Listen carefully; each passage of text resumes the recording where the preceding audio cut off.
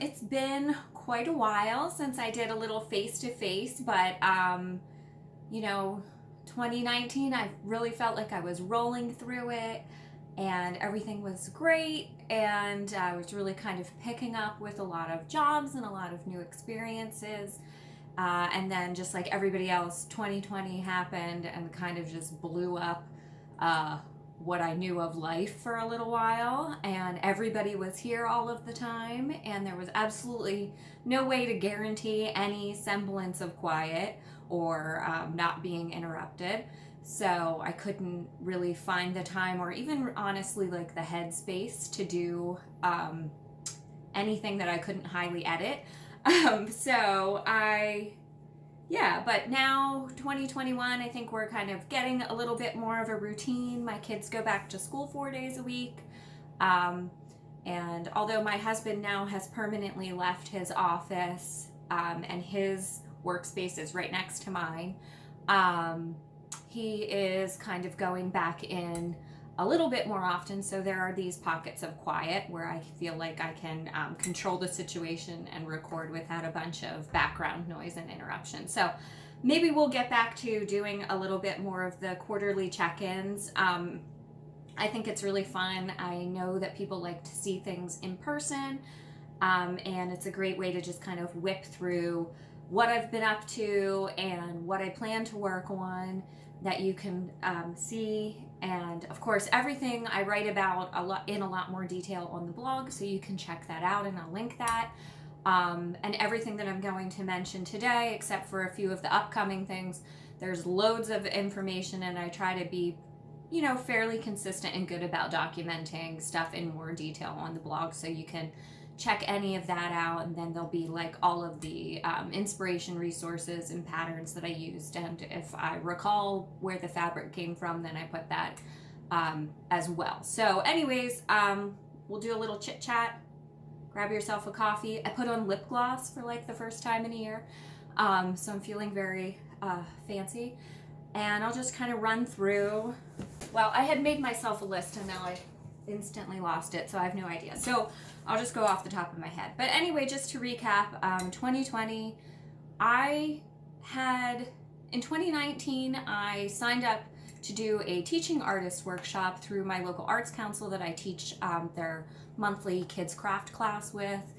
And someone recommended that maybe I would want to sign up for a teaching artist and to do artist residencies, and I had signed up for that workshop, and I just thought it was going to be an awesome path forward and a way to kind of like level up my career and everything. And I was very excited to get started with that, and I actually had booked one job and was in the process of booking another job, and was all ready to go with the first one at a local elementary school. And then literally the week that the world shut down, I was supposed to start, and now both of those jobs have since disappeared completely.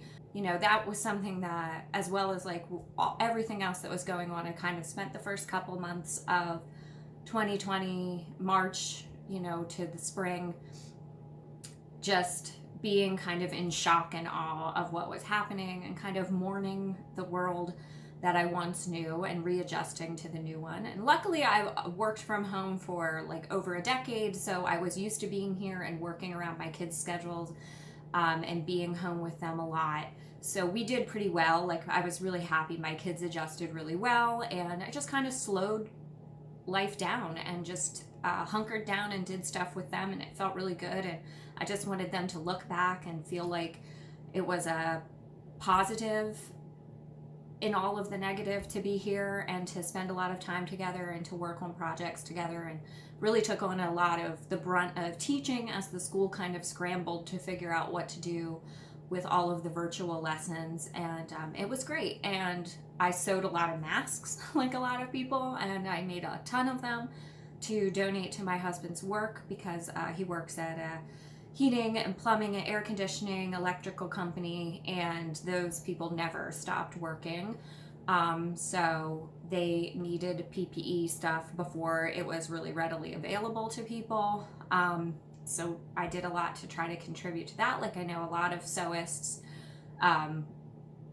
really put themselves out there and did a lot to help. And I was just happy to be a part of that. And then I just kind of started working on scrap projects, really, because I didn't want to go out and shop. I didn't want to, or I wasn't sure economically how everything was going to go. You know, it was just so many unknowns, and I have loads of stuff to work with. So I just kind of started working through my stash, and also started looking toward just making my home a lot more comfortable, like a lot of people, and just wondering, like, why had I never made myself any quilts?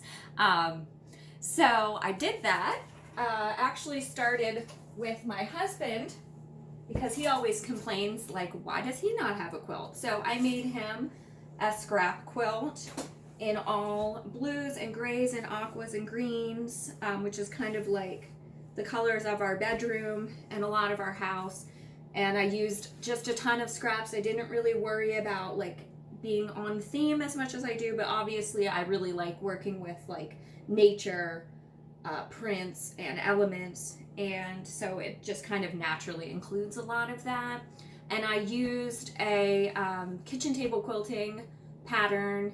It's free. It's called Plaidish, and then I'll like link that. I also, of course, wrote an article or two about this quilt, so you can go check that out if you're interested. But and I think there's even a video on this one of how I made it. So that was one of my very first like bigger makes, quilt makes of last year. And then I finished up this granny floral scrap quilt that I had started actually to take. We go to Lake Erie a lot. We live in Pennsylvania. We go to Lake Erie. We really like going up there to a cabin. And I knew we were going, we had already booked like a private cabin, and we decided to keep that trip this year as well, even in 2020 as well, because we knew once we got there, it was like being at home, we would be pretty secluded. So I wanted to finish this one up to take it. Again, this is just kind of like totally scraps.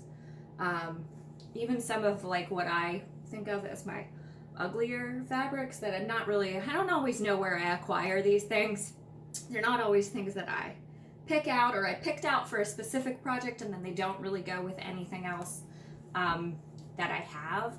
So I used a lot of those up, which I really like. I actually end up using that quilt upstairs in my living room because I just really like the size of it and the feel of it, like the weight, the quilting came out really nice, and I really liked that. So we've been using that one upstairs.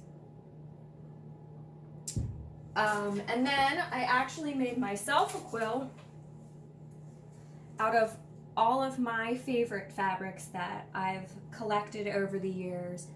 A lot of art galleries of Anna Marie Horner, this beautiful wildflower print by Maureen Cracknell, and I have a bunch of information about this on the blog too. It's really big because I love big quilts, and I really wanted to use big pieces of these fabrics because I just love the impact of the florals and all of the imagery, and I wanted to be able to really see them. And I was so happy to find this Sweet Life pattern by Camille Ross Kelly that used huge pieces of fabrics. Like these are 10-inch pieces with the little corners cropped off, so you could really get the impact of the prints that I like. So I made myself this one, and I love it. Use it every night. Probably needs a wash. And then we got a little puppy. Like a lot of people, we got a little puppy toward the end of the year, and I've made her, she loves quilts, which still my heart. It was meant to be. And she's precious, and I made her some of her own quilts to sleep with. And I just kind of think of these as ugly dog quilts. Again, they're just like scraps that, I don't know, they were picked up or used for certain things and don't really go with other stuff that I have, or there's like I got this at a yard sale and there's some weird imperfections. So I wouldn't use it for anything else, but I mean, the dog doesn't care and she chews on stuff anyway, so, you know, whatever.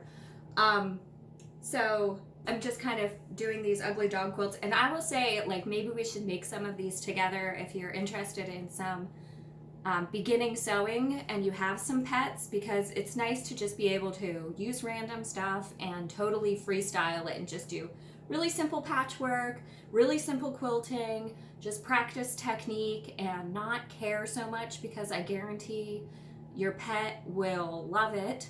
and they'll feel like it's a top quality specialty item. So maybe we'll do some of those together. We'll do like a ugly pet quilt class or something, because now that I have, oh, I forgot to mention about the teaching opportunities, it's now become a virtual opportunity. So earlier, from about like right before Christmas, they offered a virtual teaching opportunity to learn how to use technology to get into classrooms with these residencies. And so I've been working through that workshop and making classes for one of those residency programs and virtual residencies. So that's a lot what I've been working on lately, and you'll notice I haven't started too many projects because that's been my big project. But now I think moving forward, I am really loving the teaching, and I really want to get more into that. And virtual is such a great opportunity to be able to host something and teach and connect with people without having to travel a whole bunch, which really just does not fit with my lifestyle at the moment, nor really my desire, because I'm pretty introverted and I love my little home space. So I'm going to be trying to, once I finish up these few student projects, trying to take all of that I've learned and I've been working on, and some of the lighting and different things that I've invested in and skills I've learned, to bring more classes to adults that are interested in learning from me and learning some of what I do, and doing a little bit more of basic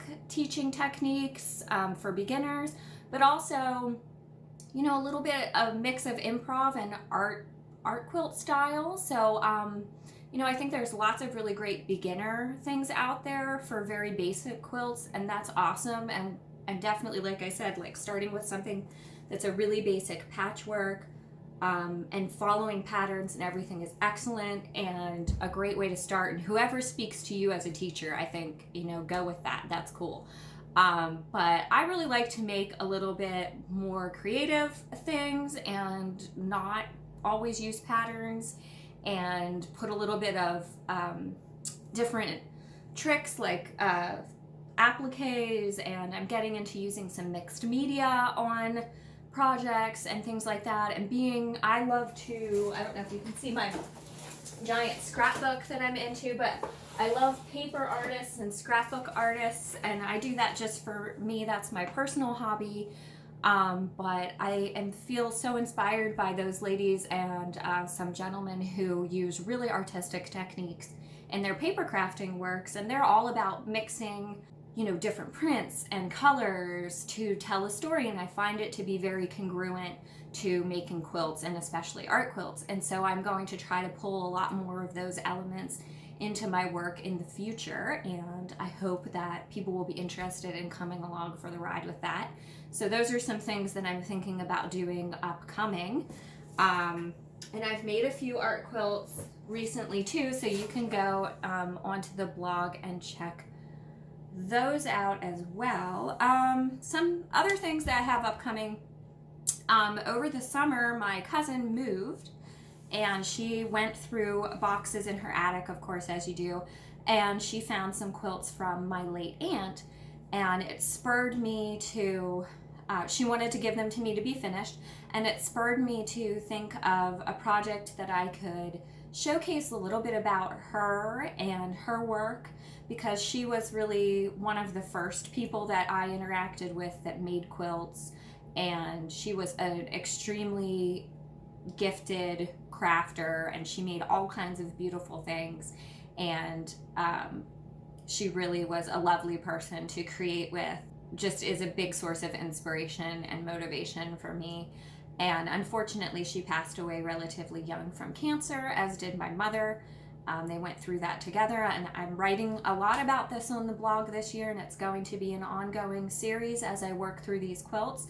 I'm doing it in conjunction with my cousin, so she's sharing some personal memories that she has about the projects that I'm working on, as well as just her mom in general, and some of, you know, what it's like to go through losing a parent very young, and you know, just memories. I think a lot of craft and handmade things have a lot of meaning for people, and the art behind them and the people behind them, those stories are, you know, what drive us to create and to be creative is to tell a story. And, this is a way for me to showcase her story that she never got to tell, as well as kind of telling my own experience and working through it. And it's already become pretty cathartic for both my cousin and I. We've been chatting about it a little bit. So I hope that you'll find it really inspiring and very interesting as I work through those. But I have a box and I've set them up quarterly. Again, you can see the whole plan on the blog. And I plan to work on 4 projects. Well, it's kind of 6 because 2 are really small. They're just like little wall hangings. I'll probably just finish up pretty straight up as is. And then we will be selling them and as the quilts for the cause, which I've done in the past, and we will be donating the profits of the sales to women's cancer charities in their honor. So I hope that you will be interested in that, and if you'd spread the word about that special project, I would really appreciate it. The first one that I'm working on is what I'm calling Spring Florals, and it's like a quilt as you go. So it has she already had cut the front, the most of the batting and the backing squares, and some of the applique, and then I'm just going through and finishing making more of the applique pieces that she had in these basic butterfly and 5-petal flower shapes. And then I have a little bit of a different floral that I'm appliquing on there. This is like a thicker, more of a canvas. I'm just adding that overlay of additional applique just for extra interest and just to add kind of a little bit of funkier touch. And so this will be finished as quilt as you go style. So the applique will actually be what quilts the square itself, and then I will sew it together with the raw edges. And this month you will be able to see an update on the progress of this project, as well as the information from my cousin. I think it's really special. It's turning into a very special project, so check that out. And that will be throughout the year. Then I have this sort of improv art quilt that I started a few years ago, covered in fuzzies, and I would love to be finishing this one with a little bit of word text on it. So I'll be working on finishing that up this year. I had started this book quilt last winter before everything shut down. And it's rainbow, and it's very wrinkly right now because it's been wadded up in the cupboard, but I'd really like to get this one finished. I love the little book paper piece. I don't paper piece, I just kind of used it as a template and then cut things out and just kind of improv piece them off of that. And I can link the little book pattern that I have, but I have the books all done. And then I made these little raspberry kiss rainbow X's and to put on the top and the bottom. And then I wanted to do some either applique or mixed media saying just one more chapter across it. And then I have this book fabric to kind of make a big a panel for in the interior. So I would love to finish this book one up, and then I have a few extra little experimental blocks that I might use and make a few little art quilts too, so that would be really fun to finish up with there. For one of my classes I am thinking of doing this new pattern that I came up with. I think of it as, in my mind I'm thinking of it as calling it Primary Prairie. I don't know why. I just wanted to use up some, again, I'm just hitting up the scrap bucket. And I have a lot of like primary colored fabrics and these really pure red, blue, yellow, goldish tones. And I just was pulling through things and just thought I would really love to use up some of these. I don't use red and yellow very often, but I for some reason have a bunch of weird bits of it. So I just wanted to make a quilt, and I kind of came up with this pattern again. I think this is a great use up your scraps thing. wonderful. You could do it very scrappy if you wanted. You could purposefully choose colors. You could be I like to just choose like a palette and then stick really tight with that. That's kind of my style, and it helps me make sense in the chaos. But you know, you don't have to do that. Of course, you could buy like a curated bundle if you're new to it, and you want to make sure that everything goes well and matches and is cohesive, or you can just go pick out some of your favorites. But I think this will be the first pattern that I'm going to write the pattern, or I'm already in the process of writing the pattern, and then filming like a class around working through the pattern. So through the class, you would get instructional videos. We'll talk about color and choosing fabrics, cutting, all of the very basic techniques, all the way up to working through the pattern together. And as well as you will receive the pattern you can use beyond the class. You could make a whole bunch of these if you wanted. And the pattern will include several different sizes, and you'll get a whole work through of going from the very beginning to the end. So that's what I'll be using my new teaching skills to help you do in the future. And yeah, I'm just kind of looking forward to more of that this year, working through some of the projects that I postponed, and starting a lot more teaching and doing a lot more art quilts. So thank you so much for your continued support. I really appreciate everyone following along, and I look forward to more and better things in 2021, as I'm sure most of you do. And thank you so much for watching, and I hope that you will consider checking out more on the blog, in my shop, and subscribing and liking the video here to help me continue to grow in the future. So thank you very much. Have a great day.